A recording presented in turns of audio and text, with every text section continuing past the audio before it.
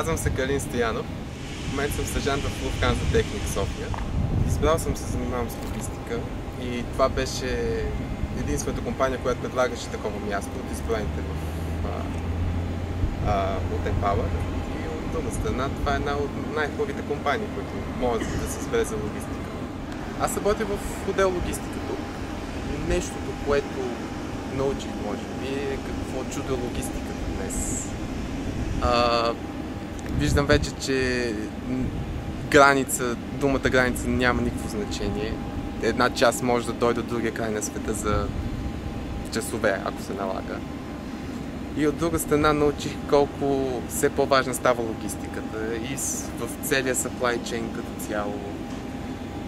Затова не е очудващо, че примерно точно отдел логистика играе най-голяма роля при оптимизирането на процесите, как ще се организира. Точно с това се занимавам в момента, за това съм избрали. Да видим примерно кои части могат да бъдат доставени директно на работниците, за да се трябва да ходят до склади и така нататък.